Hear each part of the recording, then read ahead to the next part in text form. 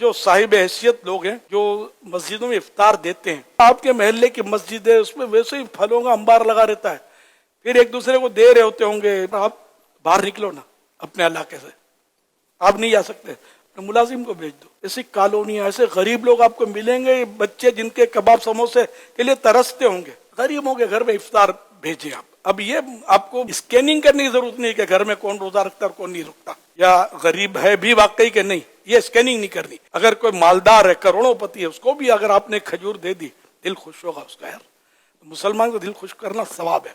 تو آپ ان گھروں میں آپ انتخاب کریں، رشتہ دار کو سب سے پہلے دیں، یہ افضل ہے. پڑوسی، ان کے بھی حقوق زیادہ ہیں عام لوگوں کے مقابلے میں، پڑوس میں دیکھیں.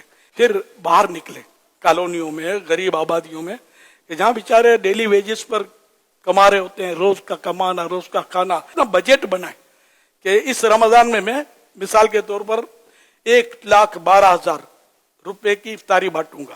یہ زکوٰۃ میں نہیں ہے، زکوٰۃ فطرہ نہیں، بالکل صاف پیسہ اس کا دیں. 1,12,000 تو میں نے کہا 12 لاکھ کا کریں. اچھا رمضان کے 30 دن 30 لاکھ کا بجٹ بنا ہے. اچھا بہت 30,000 کا بنا لیں، 100 یعنی 3,000 کا بجٹ بنا لیں کہ 100 روپے کی افطاری بھیجوں گا. اپنی حیثیت کے مطابق آپ جتنا دو گے انشاءاللہ آپ کو بڑھے گا. دیکھنا غریبوں کے دل کی دعائیں نکلیں گی، بچوں کے دلوں کی دعائیں نکلیں گی کہ آج ہمارے پاس بھی یہ آیا، آپ کے پاس کیا آیا تو ہمارے پاس یہ آیا.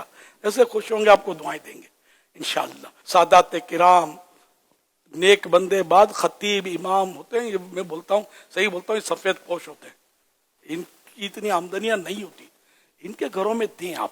اللہ کرے دل میں اتر جائے میری بات. بعض ایسے فیکٹری اونر ہیں یا بڑے لوگ ہیں جن کے پاس 1,000 1,200 1,500 5,000 10,000 یا اس سے زیادہ ملازم ان کے انڈر کام کر رہے ہوتے ہیں، ان کی فیکٹری میں یا ان کے کسی بھی سسٹم میں کام کر رہے ہوتے ہیں. اب ملازمین کی تنخواہیں 25,000 30,000 35,000 یا اس سے کم. اگر یہ کوشش کریں اور اپنے انہی فیکٹری کے اندر جتنے بھی ملازمین ہیں وہ بڑی آپ کو بھی اندازہ ہے کہ کتنے میں خود ایک سیٹ سے ملا تھا، اس کے 18,000 ملازم تھے اس کی فیکٹری کے اندر. اللہ تو اب اتنے ہزاروں ملازمین کے ساتھ فیکٹریاں اور اپنے جو بھی نظام لے کر چل رہے ہوتے ہیں، اگر ان کے ساتھ یہ مطلب کام کریں جی، اس 5,000 6,000 10,000 ملازمین ہوتے ہیں فیکٹریوں کے اندر، اتنے بڑے بڑے یونٹ بنے ہوتے ہیں، بڑے سسٹم بنے ہوئے ہوتے ہیں.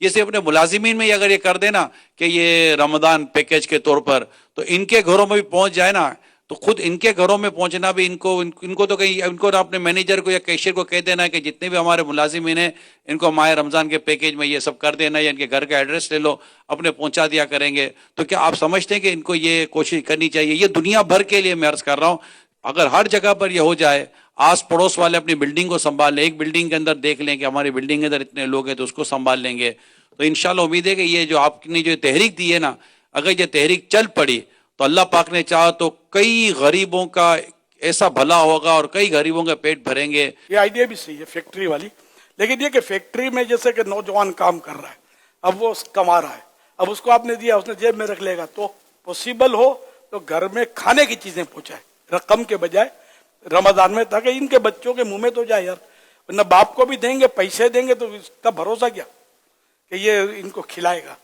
یہاں مطلب میری مراد یہ تھی کہ بس بچوں کو اچھی غذا ملے. بھلے روزہ نہیں رکھتا بچہ، یار پیٹ تو رکھتا ہے نا یار، تو اس کے پیٹ میں ڈالو، یار اس کا منہ میٹھا کرو، خوش کرو، چیزیں ڈالو کھانے کی ان کے پیٹوں میں. انشاءاللہ میٹھا پھل آپ کھائیں گے، جنت میں ایسی نعمتیں کھائیں گے آقا کے پڑوس میں کہ انشاءاللہ آپ کو یوں ہوگا کہ سارا لٹا دیتا میں، اور نعمتیں یہاں ملتی. مجھے پہلا اعلان بھیجا ہے کہ میں 1,200 میرا اسٹاف ہے، اور 1,200 کے فیملیز کے اندر جو ہے نا، میں یہ امیل سنت جو ارشاد فرمایا ہے، ان کے گھروں پہ انشاءاللہ یہ سارا اہتمام میں کروں گا. کیا بات ہے، ماشاءاللہ، سبحان اللہ، تقبل اللہ تعالی.